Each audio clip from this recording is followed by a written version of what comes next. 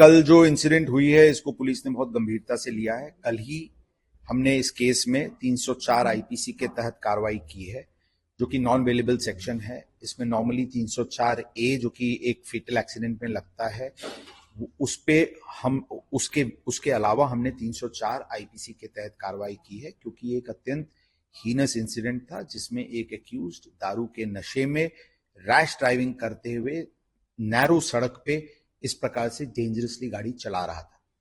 हमने कल ही कोर्ट को दो एप्लीकेशंस मूव किए थे। एक कि ये केस एक हीनस क्राइम है जुवेनाइल जस्टिस एक्ट में, जिसकी डेफिनेशन निर्भया कांड के बाद ऐड की गई थी। ये एक हीनस क्राइम है और इसमें सेक्शन 15 के अंतर्गत इस आरोपी के विरुद्ध एज एन एडल्ट ट्राई करने का जो प्रावधान है उसके तहत हमको परमिशन दी जाए।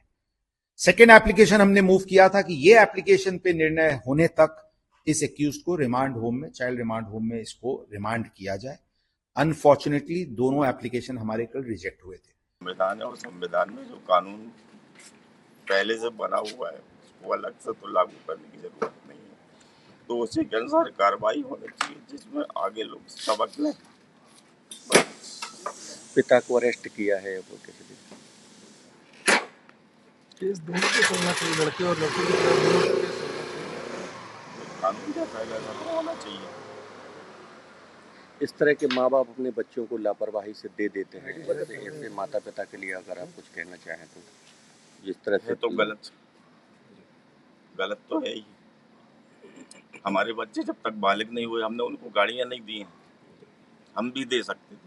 बात की तो पापा से ही हुई थी, पापा से ही रोज़ बात करती थी, पापा से ही हुई थी। वो पार्टी में जाने का बताया था उसने, खाना खाने के लिए जाएंगे हम, बस उतना ही बात हुआ था। उसके बाद ये हादसा हो गया। अभी तो रात में हमको खबर आई थी। तो उसके दोस्तों ने कुछ बताया कि किस एक्सीडेंट कोई उसके साथ और कोई दोस्तों ने जिन्होंने बताया वो एक्सीडेंट कैसे हो गया? कॉल हमको सिर्फ उनके दोस्तों का ही आया और किसी का नहीं आया। मतलब उन्होंने उसके ही मोबाइल फ़ोन से कॉल किया, उनको पासवर्ड पता था, वो भी उसी के मोबाइल फ़ोन से किया, फिर तभी पता चला हमको, और किसी का फ़ोन नहीं आया। क्या बताया था कैसे एक्सीडेंट? भाई बताया कि वो बहुत महंगी कार है और बहुत स्पीड से आ रही थी, 200 की स्पीड से चला रहा था वो, और पीछे से डैश मारा, बस इतना ही बताया। और मतलब एक्सीडेंट के बारे में तो नहीं बताया, सिर्फ ये बोला कि आ जाओ आप, एक्सीडेंट हुआ है, आ जाओ। तो हम तुरंत निकल गए थे सर, रात में ही। बताइए कि जो कोर्ट है वहाँ का जुवेनाइल कोर्ट, उसने जो गाड़ी चला रहा था उसके बारे में मुझे कोई भी जानकारी नहीं है। तो जैसे उसको कहा कि निबंध लिखने की सज़ा पे छोड़ दिया है, आपको लगता है ना कि ये सज़ा बहुत कम? जो कानून है उसके हिसाब से कार्रवाई होनी चाहिए। हमको बस यही चाहते और कोई से हमको नहीं है। अश्विनी को इंसाफ मिलना चाहिए। हाँ, मिलना चाहिए। ये बहुत गलत है ना एक तरीके से।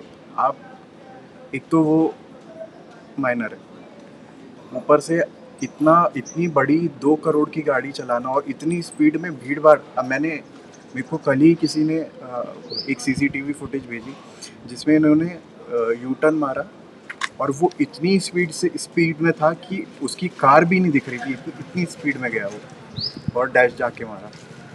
तो ये बहुत गलत चीज़ है। इसका जो भी है कानून उस हिसाब से कार्रवाई होनी चाहिए ताकि ये जिनके पास सुविधाएं हैं सब वो दुरुपयोग ना करें।